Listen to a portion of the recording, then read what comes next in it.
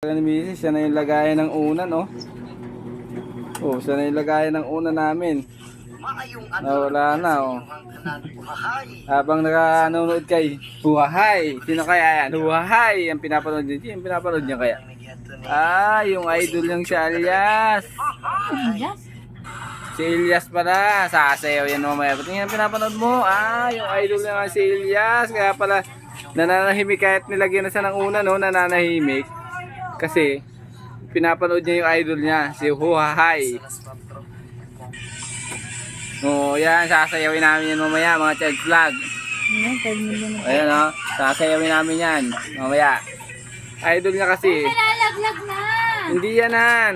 Isang oras nga eh, kung malalaglag eh, habang nanonood ka eh. Pinapanood mo lang yung idol mo eh. Galing talaga na idol niya sumayaw. Oh, ayan, oh, idol ng misis yan. Oh.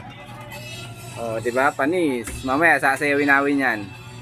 Ano, 7 na kaya natin ngayon? Para sa buhay mo. Pag 20k followers na ako, no. Ha, doon natin sa 7 na. Han. Pag 20k followers na ako, doon na natin sa 7 'yan. Ha. Oh, Inda. Mag-practice na ako mamaya. Magpa-practice na nga ako mamaya. Kasi sasayawin natin yung idol mo. Bakit?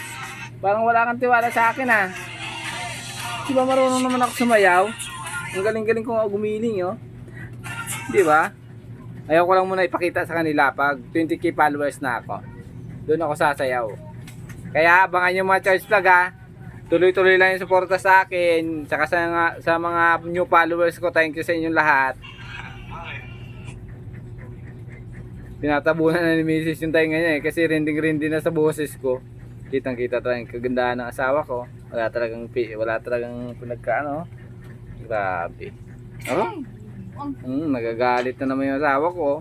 Kasi pinapanood lagi yung idol niya. Dapat ako yung pinapanood niya yung pagsumayaw ng...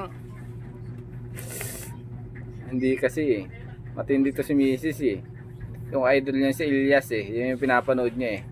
Yung mala, nilipat niya. Kunyari lang, hindi siya nanonood kasi nabisto ko eh. Kaya pala nananahimik lagi sa tabi. Nanonood pala kay Elias. Wala ka talagang katulad eh, oh. Patabong-tabong ka pa, oh. Ayan, oh. Tingnan mo, mga vlog, oh. Pinarusahan ko siya, oh. Nilagyan ko sa ng unan. Kanina pa yan, hanggang ngayon, oh. Hindi pa rin nahuhulog sa kanya. Oh, di ba? Tibay. Ayan na, mga vlog, oh. Kaya nananahimik sa tabi, oh. Di ba? Pinapanood niya kasi yung idol niya, eh. Oh, Jesus, kunyari nilipat. Oh, sige na mga Charles Vlog, babay na kasi parang nagagalit na si Mrs. Oh, babay ka na sa kanila kahit nagagalit ka sa mga followers. Huwag galit sa akin sa mga followers ko, magpasalamat ka. Oh, galit na. Bye-bye mga Charles Vlog.